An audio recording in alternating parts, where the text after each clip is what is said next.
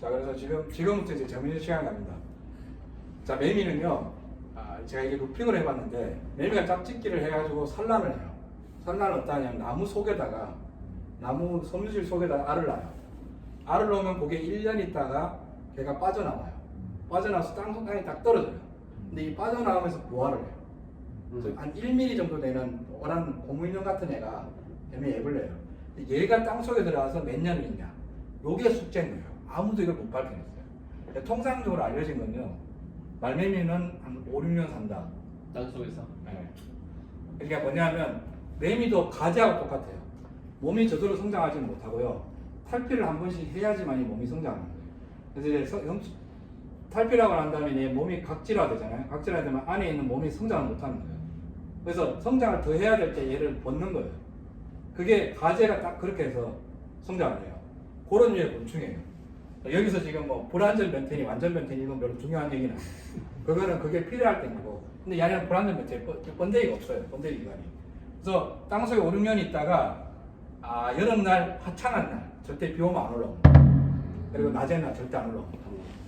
해가 어슴푸레 떨어지는 초저녁쯤 돼야 올라옵니다. 그래서 땅 위로 올라와요. 올라오다가 비가 오잖아요. 다시 내려가요. 그러한 다음에 올라오면 이렇게 몸을 껍질을 벗고 마지막 성충으로 날개 달린 상태에서 성충이 되는 거예요. 이 성충이 되고 난 다음에 땅 위에 몇 년 사냐? 어느 정도 살 것 같아요? 몇 달 산다고 들었는데. 그렇죠. 많이 하시네요. 혹시 들었습니다. 아빠로서 애한테 맨날 뭐 주름 잡으려고. 제가 이런 건 느껴요. 제가 처음에 어린이들 강의 나왔다가 개망신 당했습니다. 왠지 아세요? 요즘 애들이 책을 너무 많이 봐요. 이 일본 책 중에 매미를 번역한 책들이, 그림 잘 나온 책들이 많아요. 내가 첫 강의를 갔다가 매미가 뭐 하다가 애가 선생님 그거 안 해요! 장난 아니었어요. 물론 이제 시간이 지나면서 걔들도 알고 있는 건 책에 있는 써지는 것밖에 모르는 거예요. 그래서 이제 트라우마가 좀 없었는데 첫 강의 나가서 애들한테 완전 개망신 당했어요. 그래서 그때 강의는 어떻게 했냐면 개망신 당해서 포기하고 30분짜리 딱 쳐놓고 그냥 이동 그렇게 끝냈어요. 그게 약간 데뷔전 같은 선택이었어요. 그 다음에 이제 그러고 성충이 되면 다시 교묘를 해가지고 이게 한 사이클이 이루어지는 거예요. 근데 이제 매미가 상당히 수수께끼가 아직도 많아요. 이렇게 사이클이 알려져 있지만 이 각 사이클의 수수께끼는 여전히 남아있어요. 저도 몇 가지 덤볐는데 다 못 밝혔다고 생각하고 있는 거고, 그게 어떤 MBCPD는 이 남은 인생을 거기에 한번 투자해봐라 하시는 분도 있어요. 근데 힘들어요. 진짜 힘들어요. 젊을 때는 미친 척하겠지. 작년에 올여름에도 제가 매미 찍으러 나왔다 더워가지고 진짜 한 20분을 못하겠다. 근데 이유는 또 한 가지 더 있어요. 새로운 팩트나 새로운 의문이 안 생긴 거예요. 기존 의문은 풀지 못하고 몇 년째 갖고 이렇게 지겹고, 새로운 의문이 생겨야 동력이 생길 텐데 그게 안 되니까 못하는 거예요. 그래서 지금 조금 더 이제 방향을 바꿔서 해외 논문을 막 찾기 시작해요. 해외 논문 보고 이제 새로운 아젠다 한번 잡아볼 거야. 그 다음에 이제 파브로 건축이 까기 하는 거예요. 2년 전에 내가 파브로 건축이 까기 오마이뉴스 한번 했어요. 파브로가 틀린 게 있어요.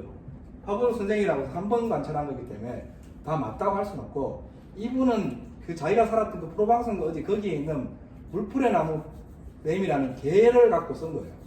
그러니까 다른 곤충이나 다른 종류는 안 맞는 거예요. 자, 여기서부터는 제가 이게 제 다큐멘터리 하이라이트입니다. 파브르가 그리고 이 아이가 관심을 가진 곤충 매미. 아이는 들뜨고 매미는 맹렬해지는 그 여름. 도대체 무슨 일들이 일어나고 있는 걸까요? 녀석은 그 안에서 5년이란 세월을 보냈을 테니 아마 그곳이 지겨웠을 것이다. 녀석은 몸부림을 치고 있었다. 그러나 그 행군은 쉬워 보이지 않았다. 우화를 시작한 것 같았다.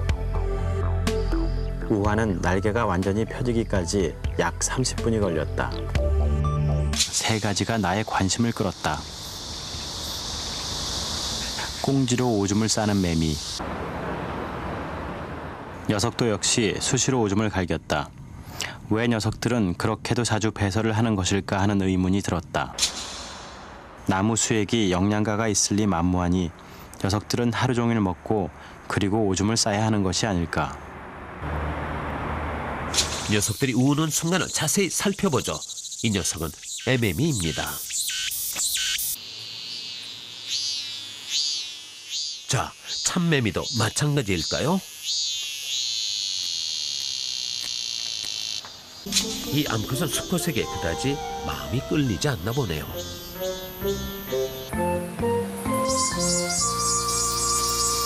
자신의 알을 낳는 작업입니다. 말매미의 산란과 별로 다르지 않은데요. 나무 속에 산란관을 찔러넣고 한 개의 구멍 속에는 수십 개의 알이 서로 몸통을 포개어 웅크리고 있습니다. 드디어 꽁지까지 구멍에서 탈출하는 데 성공. 그런데 아직도 껍질을 부둥켜 안고 또다시 몸부림을 쳐야만 하는군요. 시야가 좁은지 넓은 길을 두고 다투기 일쑤입니다. 승부는 없습니다. 오직 녀석들은 파브르가 그리고 이 아이가 관심을 가진 곤충 매미. 아이는 들뜨고 매미는 맹렬해지는 그 여름. 도대체 무슨 일들이 일어나고 있는 걸까요?